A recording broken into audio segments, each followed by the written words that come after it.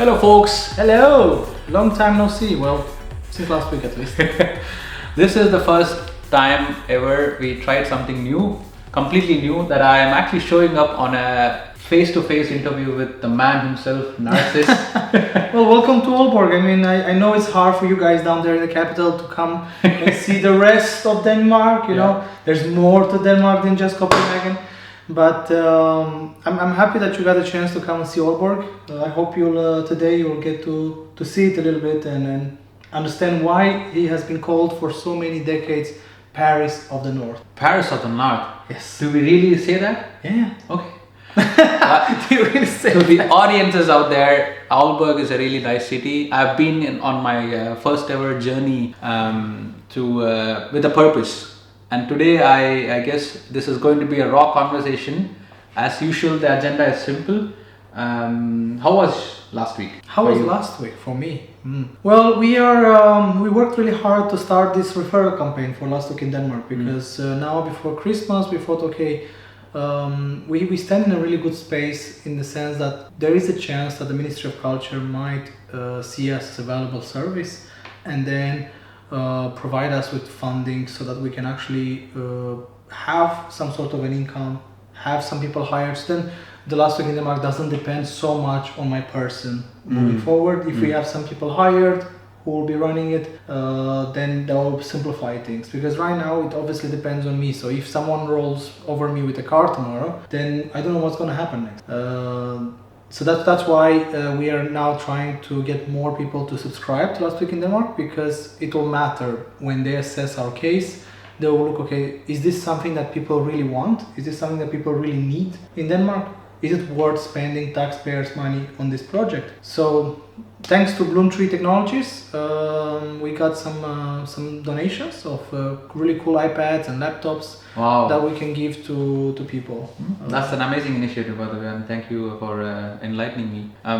Today, I would say I had a busy week, but despite the fact that I had a busy week, I also really feel being in Aalborg and meeting Narcissus it's a good feeling that I have meeting you in person and also doing this on a physical setup than the virtual ones with the headphones and floodlights and whatsoever that I've been doing in the past couple of episodes. We will start with, for the users, the big story of the week, which was Trump's election, the US election, Trump being elected as a president.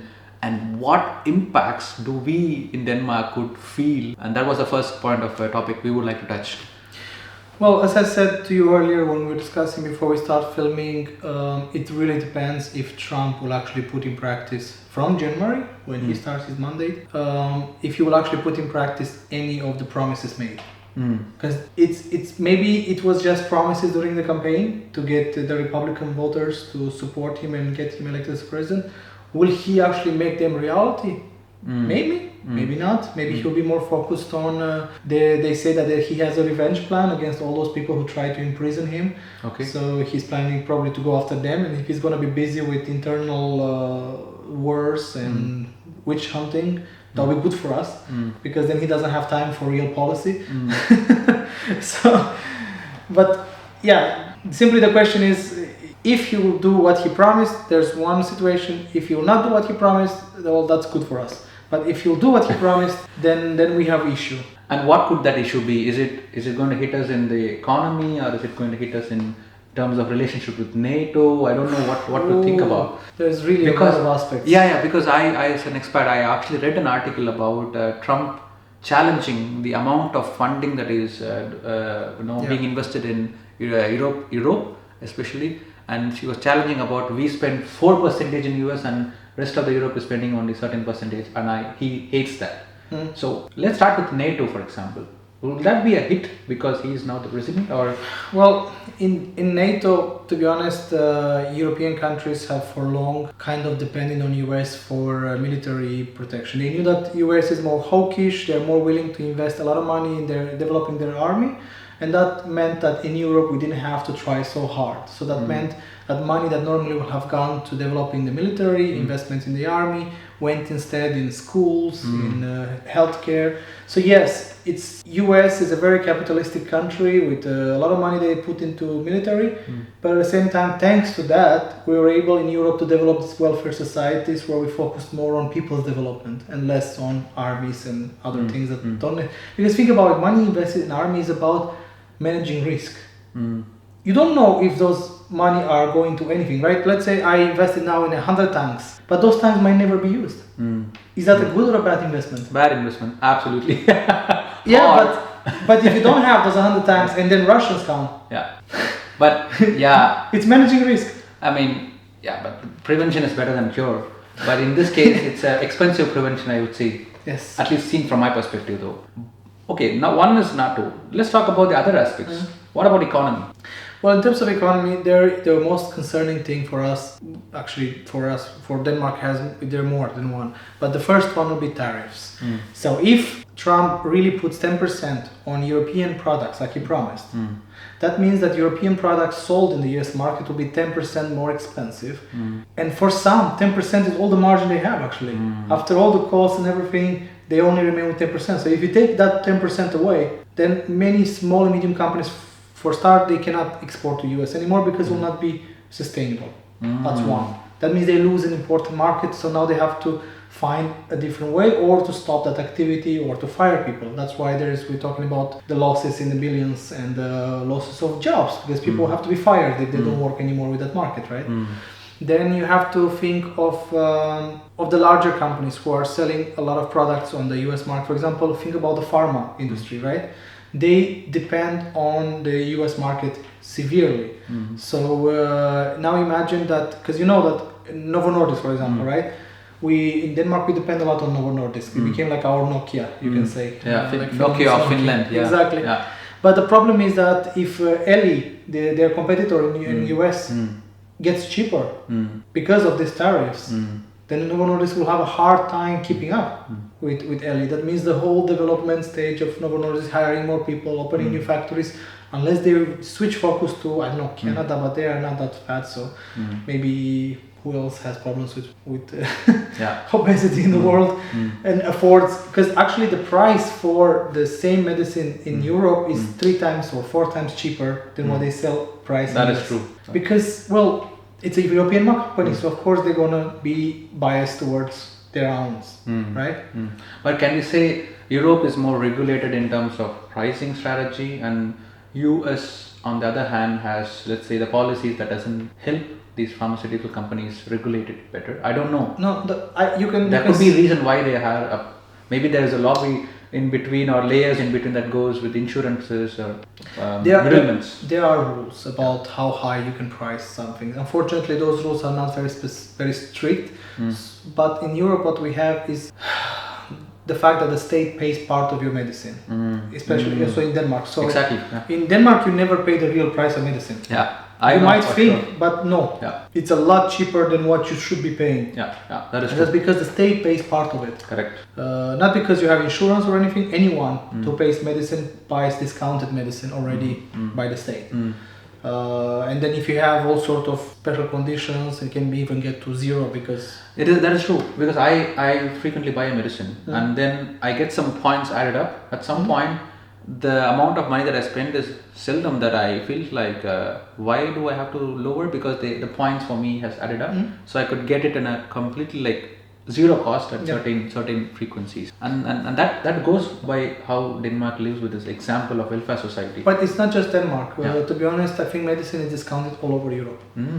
To different levels depending on the state affordability, right? But the idea is that first of all, the price is lower because it's produced in Europe, and when it was produced in Europe, I'm pretty sure Novo Nordisk had some support from the states, state grants, EU grants, and so on, and most likely they have signed some let's say, okay, we will use your money to make this, but we will not sell it over this. Yeah, that's a threshold. There is some deals that most likely we don't know and probably will never know about. Yeah. But the point is that that's why in Europe is cheaper than is in US. And if they lose the US market, that can be a huge impact for us, right? Because think about Denmark. Right now, Denmark stays above the fact, like it actually has a growth, economic growth, thanks to the fact that we have this very strong pharma industry. Yeah, absolutely. Otherwise, we will be sinking like Norway and Sweden is doing right now. It's not going great for them. Not even for Germany. Look what happened now with Volkswagen. They had to close 2 factories, cut the salary by 10% to all the employees. And is it also for the electrical company not old? I guess it's also for the EV market in Sweden that is going a bit below. Yeah, I mean, think about what there was this discussion about the fact that there is in Sweden. There's the only European producer of batteries, right? And we, Denmark, and especially the pension funds have invested a lot of money into that because, well, it's batteries. I mean, it's no-brainer. Yeah. Well, no-brainer or not, we lost billions already because they're not selling. Simply the batteries made somewhere else cheaper. So it's not going that great. And talking about green and batteries, another thing that can be problematic is not just the tariffs, is the policy of US regarding green transition. Think about it. We in Denmark, besides pharma, our second or almost equal, let's just say, thing is that we keep innovating on green transition. We keep coming up with new technologies, with innovations on this field, and we sell them to the rest of the world, especially to US. Yeah. And is it the largest market by far for Europe, or is it also the Asian market? It is bigger than the Asian one. Okay. Yeah. So then the buying power is higher. Yeah. The regulations of the market are easier, and it's one market.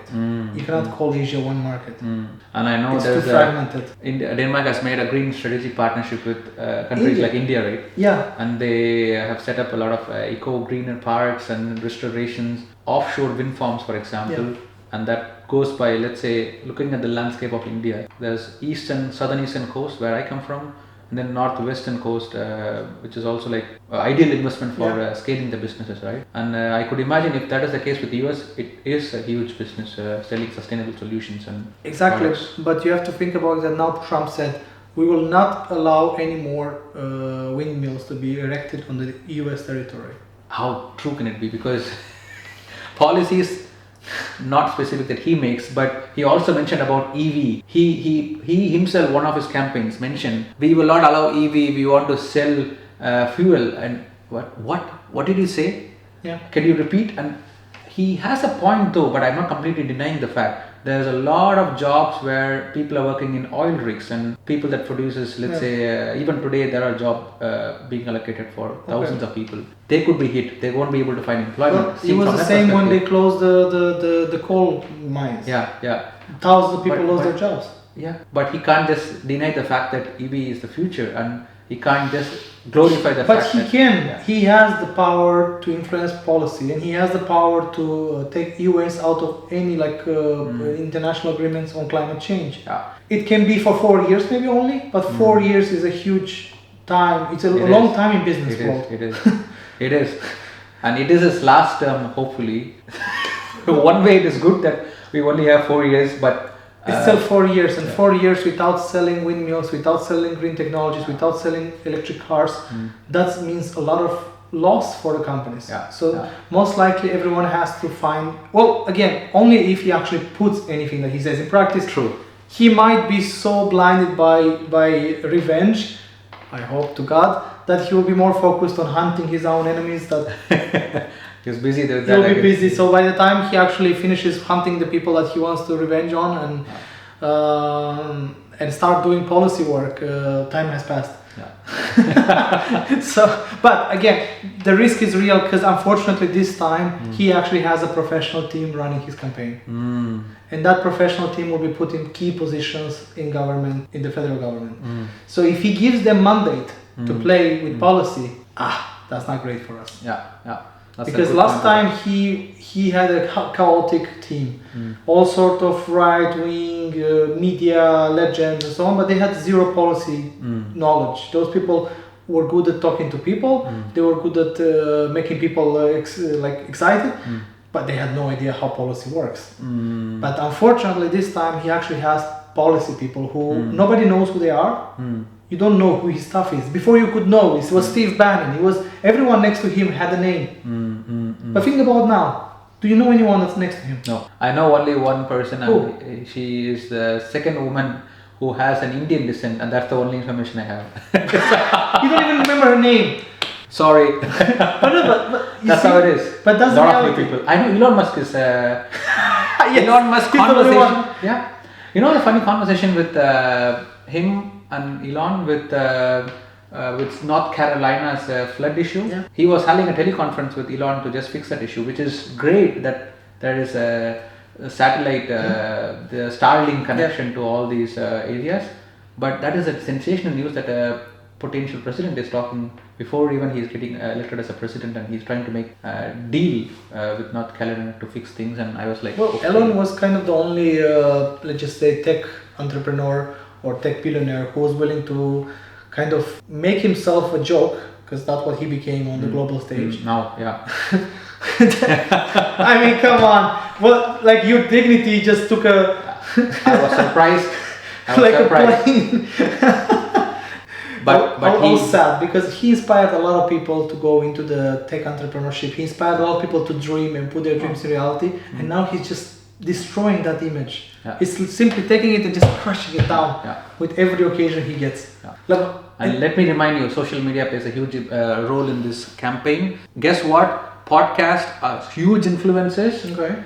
X is another platform where he could actually spread information like forest fire. Yeah. And these two things became reality of why Trump won this election, to be honest. That's a strategy that they actually planned for, I guess.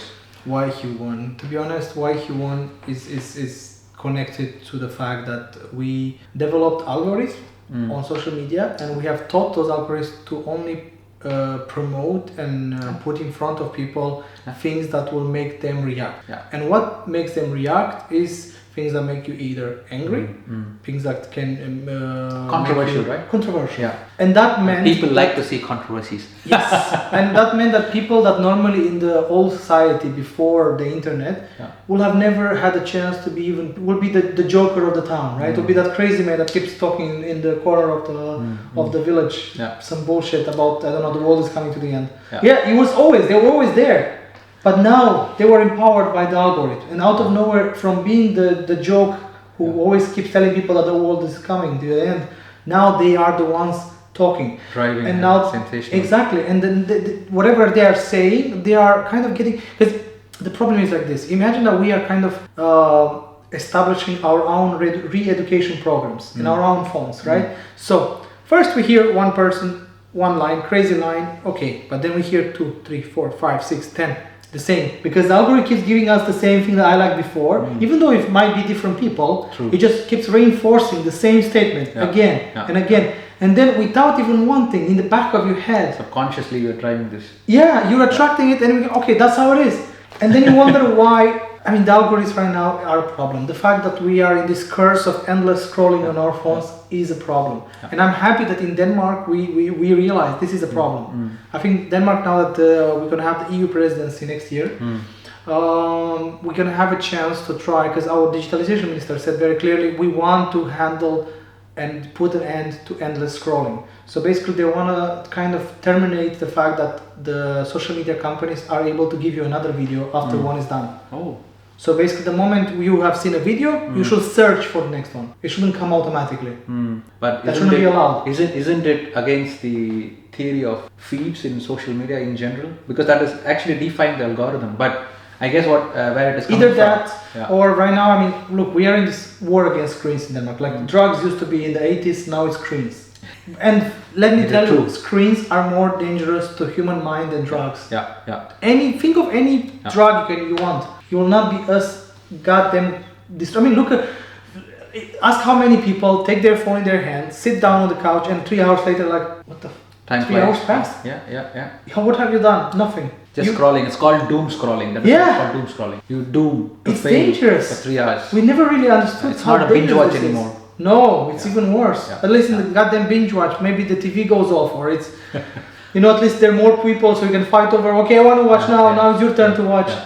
And you also have a safe distance, so it's not like back to the eyes, and that's another story, by the way.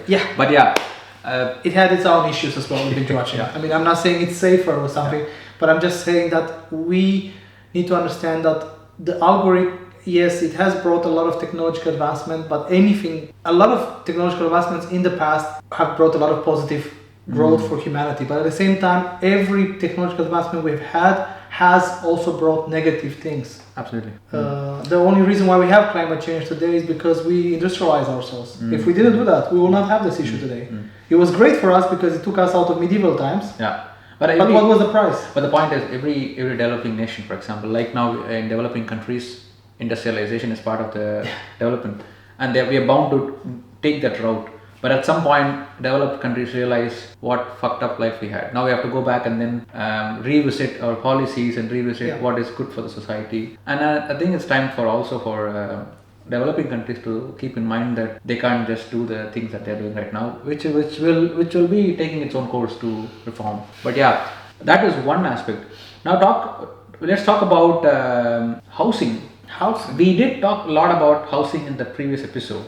I want to dive deep into mortgages specifically, and something that popped up in the article. Could you enlighten us with No, what I mentioned in last week in Denmark in the newsletter is that, obviously people buy houses whenever they want to buy houses, regardless where the interest rate is at. Right. So a lot of people have bought houses when the mortgage rate was at 6%. That was in 2020-ish, 2020, after the pandemic? Yeah, no, it was not long ago. It was maybe 9 months ago. Was it 6% 9 months ago? Yeah. Wow. Okay. When I moved to Denmark, 2019, I saw 1-2%, and then within 3 years, and after the pandemic especially, the price went like crazy. People are talking about 5%. It's still comparatively low compared to India, but then 5% is a big number. Yeah. And I've heard stories, people say it was a negative interest back in the days, and now it's 5, but that's a lot. And now you say 6. Okay, so what do we do? So what happened is those people who got it with 6, now they have the chance to refinance their loan with a 4%. How is that possible? Because now you can just take a new loan with 4% and pay the old loan off. Can it be with the same bank, or you have to find a new bank? Same bank. What is the benefit of the bank then? Why would they do this when they already have a good 6%? They cannot stop it. Yeah. So this is a choice that they have given to the consumers. If they it's not. I mean, I'm pretty sure it was regulated by the state. That's sure. Let's say that the banks have given the choice to the consumers. No, it's a curiosity. Because they want to make less money. Oh God, no! I mean, the point is that a lot of people now are waiting, because a lot of people also took loans with 5%. Because after 6 it came 5, obviously. So now for them, switching to 4% is now worth it, because you also have to imagine that they have to pay the interest difference. So it has to be large enough for you to make this investment, because it will take part of your loan will go just to pay interest rate for their old loan. Yeah. So right now a lot of people are waiting for 3.5, and the chances were that we should be able to reach 3.5 by December. How certain are you? Problem is now that depends on how certain the tariffs are going to be in US. Problem is US market or the US dollar, to be more precise, defines more or less the world. So let's say that if the Treasury or the National Treasury in US, the central bank, you can call it Federal Reserve, when they decide to lower interest rates, then what happens next is that we in Europe at the European Central Bank lower interest rates, and then the Danish National Central Bank lowers interest rate. Yeah. If the US market does not just the tariffs but also the tax cuts, because Trump promised that he's going to cut all taxes, which means so people have more spending money. What happens when people have more spending money? Inflation. Yeah. So if inflation is pushed back up, then US has no reason anymore to keep cutting down the interest rates. So that means it could be frozen at 4% as it is now. So then the central bank in Europe also will not do that further either. Even though our inflation in Europe is close to 0. So that's the problem right now that we have, is that we depend on the Americans. I don't know why, to be honest, but that I think we need a financial specialist to explain to us. But we depend on them. That's the reality. But this election result could also heavily impact from, let's say, January, for example, or... Not that early, it's too early. Okay. Whenever the first policy, let's just say he decides to actually go for it, he sets up a policy strategy, he puts some people in charge, and then it's real. And then it could go up, and that's the concern we have. It can also go up. Yeah. So that's the problem. Like, if you refinance yourself to a 4%, from 6%, and then you wake up that it will be smart, because then you're at 4% and then it goes back to 6% if you are a fixed rate. Yeah. But if you go from some people, for example, it could be enticed to go from a fixed rate 6% to a variable rate 3%. Now you can find 3% variable rate. But variable rate means that the moment the market goes crazy, you also go with it. Like I have a mortgage that's variable. So I had to live through going from 1% to 5%. Highs and lows, right? Yeah, that's how it is. It's the risk I assumed. But that's also a calculated risk. For example, if things are going smooth, then you're probably going to pay less. Yeah, much less than people, because people who are in fixed, they're fixed. Yeah. So they have to refinance their loan to keep switching from one point. Correct. That's expensive. Correct. While I'm just following the wave. Variable interest. Yeah. Variable interest can be dangerous, but can also be beneficial. So it's just up to your level of how much are you willing to take a risk. Again. And when you say risk taking, it's also like a matter of being able to be also future perspectives. If we take 10 years from now, it could be a huge difference in terms of 4% in 10 years to 2% or 3%. I can always switch to a fixed one if I feel like I don't want to take the risk anymore. Yeah. But this is also a little volatile period, and that is also why it becomes like a topic of discussion, because there's a lot of global politics, elections in US, war, and a lot of things. These geopolitical situations impact huge, right? You can think that we are in our own country, we make our own laws, and we have our own life. No. And what could be the next pandemic that could also challenge the states? And that's also another debate. It is always the case, at least every 15 years. We live in a connected human global society. Anything that happens anywhere that's large enough to affect the whole planet, it will affect the whole planet. The borders that we keep finding, some people find pride in, they will not stop a pandemic. They will not stop a financial crisis. They will not stop a war. You know. That's how it is, the reality of things. So that's why we as citizens of the world, we should care. Do I care enough if the situation is unstable in a part of the world? Yes, you should, because if it gets too unstable, it will affect your own economy. Why? Because many people in Denmark, not only that they have mortgages and maybe have variable loans, which can go up and down based on how the global economy is, but also they have investments. Many people can afford in Denmark to have investments. That's the reality of things. So many people do have an investment account.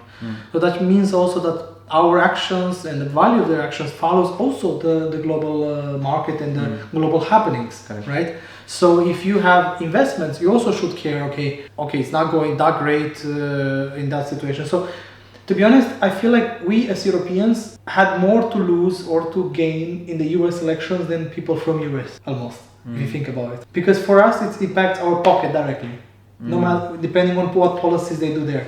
It's crazy. Yeah, and that shows dependency on these, right? Two different continents. That's very interesting seen from my Indian perspective. Of course, it affects India also. If you also connected, I'm very, very connected. Like trade, for example. Of course, we have a lot of exports happening to Europe, which is a really good number. And of course, we have a lot of solutions that come, and we have a lot of workforces, Indian workforces outsourced. We are also connected in that way. So we are not in the different world. Yeah. Okay, Narcissus, it was interesting to have two different conversations, and we managed to pull this out. For the listeners out there, I probably would wish to, let's say, include a third speaker if anybody is interested. Reach out to me or Narcissus. We could have a good discussion. If you have good, interesting topics, we could also have a debate kind of a setup. Of course, it has to be somehow related to the week that has passed. Exactly.